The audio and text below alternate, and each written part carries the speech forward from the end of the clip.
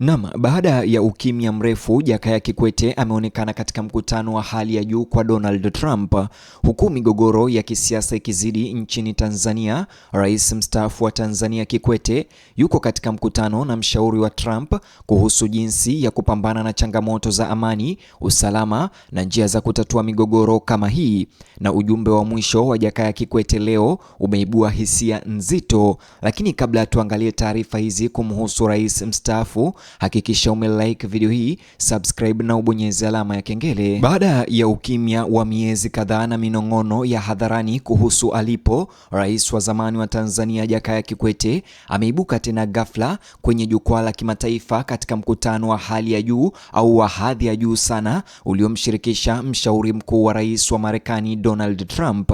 Maendeleo hayo yamevutia hisia za wote kote Tanzania mara moja, huku watu wengi na wananchi wengi wakiuliza kwa nini rais mstaafu Kikwete alichagua wakati huu kujitokeza hadharani, wakati ambapo kesi ya Tundu Lissu ya uhaini imeleta utata na mzozano mkubwa wa kisiasa nchini Tanzania. Na ushiriki wake Jakaya Kikwete sasa unaweza kumaanisha nini, huku kukiwa na mijadala ya kisiasa inayokuwa ndani ya Tanzania, ndani ya upinzani Chadema na hata ndani ya CCM.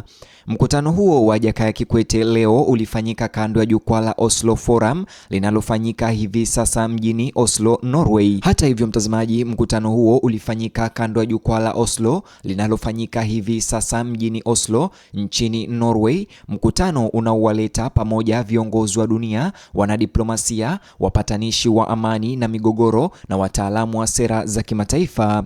Kwa mujibu wa taarifa zilizotolewa na jukwaa hilo, Kikwete alifanya mazungumzo na Masad Boulos ambaye ni mshauri mkuu anayehusishwa na utawala wa Rais Trump wa Marekani kuhusu masuala yanayohusu migogoro ya kisiasa Afrika pamoja na changamoto za kidiplomasia Afrika na Mashariki ya Kati na mataifa ya Kiarabu.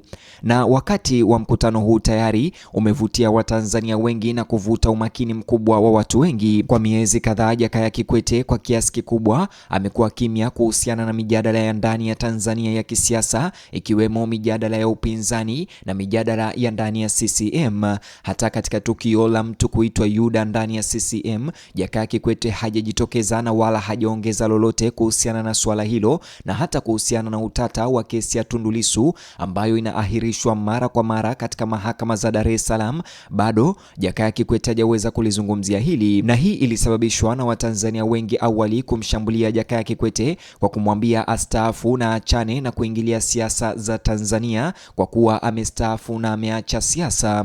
Watanzania wengi wameuliza mara kwa mara alikokuwa rais huyo wa zamani Jakaya Kikwete, na kama hatimaye angezungumza kuhusu maendeleo ya kisiasa ya Tanzania yanayoendelea nyumbani kwake. Badala ya kujitokeza kwenye hafla ya kisiasa ya hapa nchini, Kikwete sasa ameibuka kwenye moja ya majukwaa ya kidiplomasia makubwa yenye ushawishi mkubwa duniani, lakini yenye kutatua mizozo kama hii ya Tanzania. Hilo pekee limezua udadisi miongoni mwa waangalizi wa kisiasa. Jukwaa la Oslo ambalo lilianza Juni huko Norway tarehe 10 hadi Juni tarehe 12 linajulikana kimataifa kama jukwaa ambapo wanabadilishana mawazo kuhusu utatuzi wa migogoro katika nchi zao, ujenzi wa amani, diplomasia na usalama wa kimataifa. Na katika mkutano huo ndipo Jakaya Kikwete alionekana kusimama katika mazungumzo marefu na mshauri wa Trump. Washiriki wa mkutano huo mara nyingi hujumuisha marais wa zamani kutoka mataifa tofauti, wakuu wa nchi walioketi ama kustaafu, wapatanishi wa amani na maafisa wakuu wa serikali kutoka kote ulimwenguni. Kwa hiyo muonekano wa Jakaya Kikwete leo unamweka moja kwa moja ndani ya mijadala ya kimataifa inayoendelea kuhusu utulivu wa kimataifa na utatuzi wa migogoro. Lakini kwa nini mkutano huu hasa unaleta majadiliano mengi siku ya leo? Jibu liko kwa nani alikuwa amekaa kwenye meza. Masad Boulos anachukuliwa kuwa mmoja wa washauri wakuu wanaohusishwa na mijadala ya sera ya kigeni ya Rais Trump inayohusisha Afrika na kanda kadhaa muhimu za kimkakati.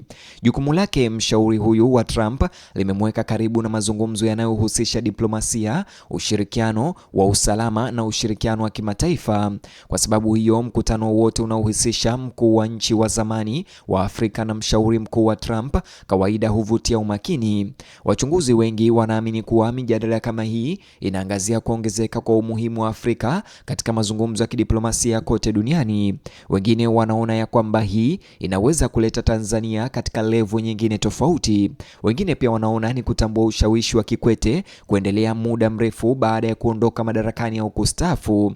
Na hii si mara ya kwanza kwa Jakaya Kikwete kushiriki katika juhudi za kimataifa za kuleta amani kama hizi. Kwa miaka mingi, rais huyo wa zamani wa Tanzania Kikwete amedumisha jukumu kubwa katika mijadala inayohusisha upatanishi, amani, usuluhishaji wa migogoro, mazungumzo na kuzuia migogoro zaidi barani Afrika.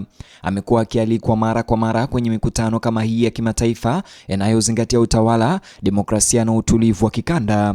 Kwa hiyo tukimwona amenyamaza hivi humu nchini, basi ana mambo mengine ambayo ni makubwa na yanasaidia sana barani Afrika ambayo anayashughulikia. Wafuasi wanasema uzoefu wake Kikwete kama mkuu wa zamani wa taifa la Tanzania unamfanya kuwa sauti ya kuheshimiwa katika mijadala inayohusisha maridhiano ya kisiasa na kujenga amani. Wakosoaji hata hivyo mara nyingi wanahoji kama viongozi kama hawa Kikwete wa zamani wanapaswa kutekeleza majukumu yanayoonekana zaidi katika mijadala ya kisiasa ya ndani badala yake. Bila kujali maoni hayo, Kikwete anaendelea kutambulika kimataifa kwa ushiriki wake katika mipango ya kidiplomasia, huku akiwapuuza wapinzani wake wanaomkashifu na kumshutumu kila siku. Wakati huo huo, mtazamaji, mkutano huo wa sasa hivi unakuja wakati mijadala ya kisiasa ndani ya Tanzania ikiwa bado ni mikali sana.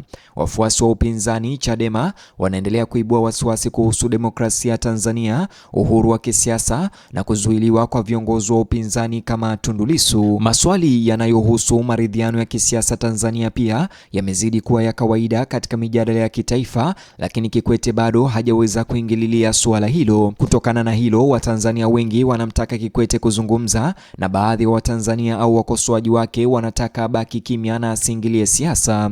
Hata hivyo, Watanzania wengine wanafuatilia kwa makini sura yoyote inayofanywa na viongozi wa zamani kama Kikwete, viongozi wenye ushawishi. Wananchi wengi wanajiuliza iwapo ushiriki wa Jakaya Kikwete katika mijadala ya kimataifa kuhusu amani na utatuzi wa migogoro inaweza hatimaye kuathiri mazungumzo kuhusu umoja na mazungumzo nyumbani kwake Tanzania.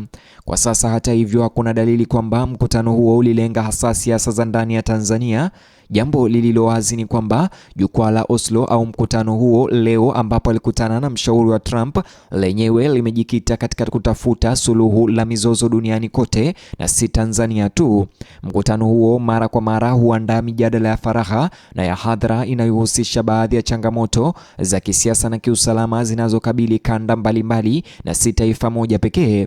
Washiriki hata hivyo wanabadilishana uzoefu, kujadili mikakati ya upatanishi na kuchunguza njia za kuzuia vurugu na ukosefu wa utulivu katika mataifa tofauti.